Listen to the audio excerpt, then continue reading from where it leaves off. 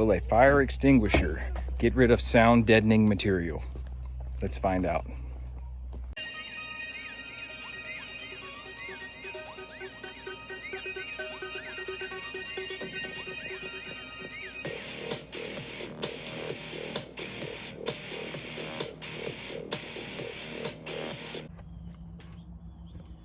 Started messing with this sound deadening material the other day, and if you have any experience with this stuff, you know it's like really weird. It's a pain to get off.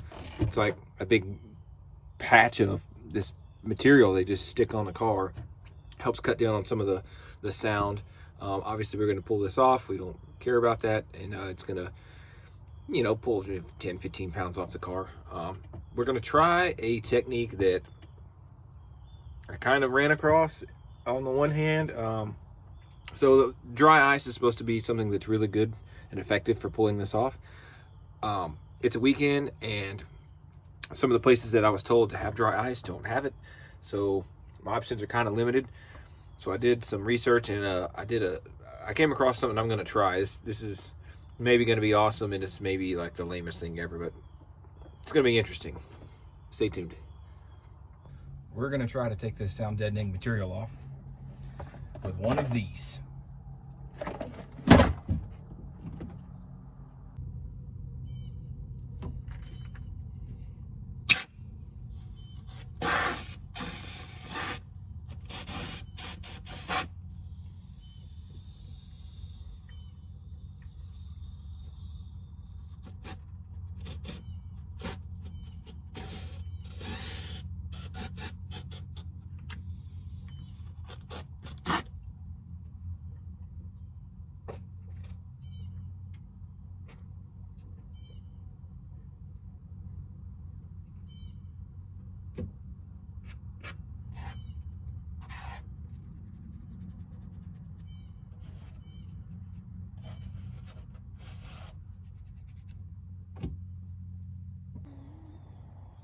That was stupid. So all I really did is make a huge mess. I had read that fire extinguishers are basically dry ice. It's just carbon dioxide that's, you know, gone through this process. And anyways, it's like, well, shoot, I can get a fire extinguisher. So we went and got a fire extinguisher, just spray it on there. As long as we can get this stuff cold enough, we can just take a hammer and just bust it up into pieces. And this is clearly not dry ice. I don't know what this powder is, but it's like some kind of sand or something. So now I've just made the entire inside of the car dusty. Pretty epic fail. I mean it kind of is, you know, CO2. It's just not frozen. Okay, dry ice is frozen. Fire extinguisher, whatever it is not frozen. Keyword there. Let's see if we can find something that's gonna work a little bit better than sand. This looks like it's gonna work. Freeze off. Let's give this a whirl. All right, let's see where we get with this stuff. I'm gonna spray it. It should be cold enough pretty quickly that I can, where's my hammer? I can hit it with my hammer. Should bust right up. I have a plastic hammer, but I don't want that. I want my real hammer. In a freaking garage. Alright, now that sucks.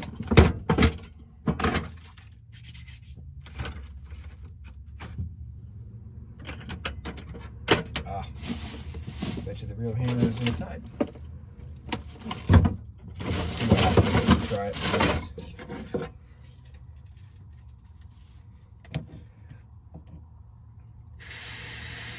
Oh no! Freaking orange. This is not gonna work either.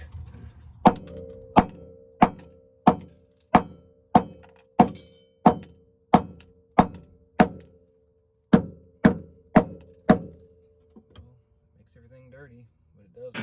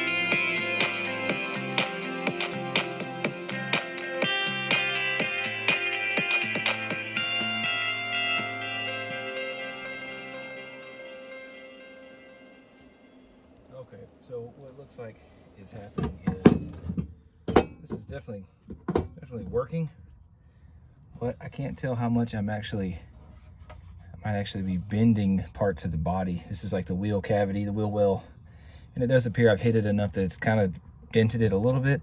Not so much over here. You've got 1, 2, 3 pieces of metal that are overlapped, so it's stronger. But I'm going to stop doing this now on this part. I do have a torch. We might try some propane. It's definitely not what I want to do either. But I don't want to keep doing this. This is proved as effective in this particular area as it's going to get. So we're just going to stop here.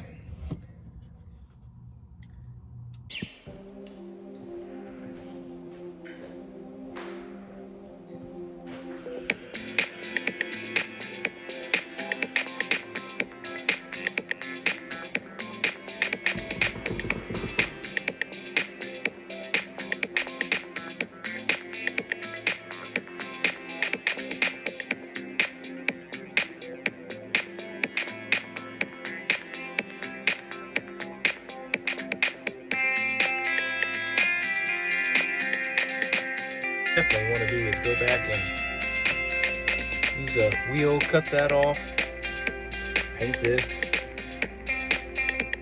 They gotta look a little bit better.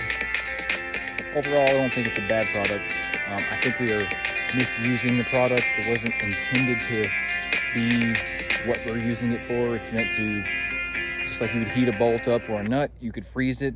It's the same thing, just the opposite direction. I think it would work really well with that because this product is also what seems to be some kind of penetrating oil or lubricant. This is actually kind of good because if you see, as we've cleaned up the mess it's made, we've actually kind of cleaned up a lot of dirt and grime, and we could go back and do a little bit better job. But you see here where we focused in on these different patches, it's clean. So, you know, I would recommend it. Probably something would be a little bit better, but just for the purpose that we're using it for, I mean, it's not terrible. Each can is about 10 bucks. We've used roughly 3/4 of a can just on these 2 spots. So, you know, there is a piece of sound deadening material here. You got a big one here over the fuel tank, and there's tons of stuff up under the carpet. So you probably would need at least 2, maybe 3 cans to do a full car. So that'll run you 30 bucks, and you're going to clean it in the process. So if that's something you're looking for, probably decent idea.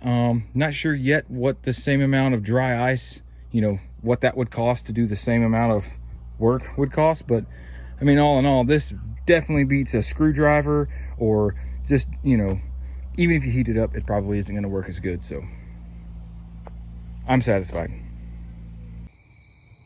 Well, that's it for this episode of messing with a big pile of crap that honestly doesn't deserve a dime being invested into it, or really any time either. But you know, it's really almost a forgotten trade, or a forgotten art, or just a thing in general to fail.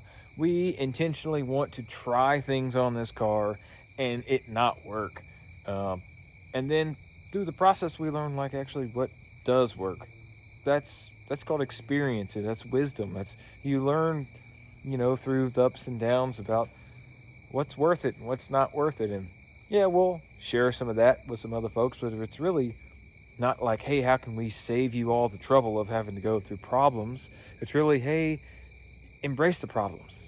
You're going to face those in life, and the way you get through those is by perseverance. You know, you stick with it. You don't give up.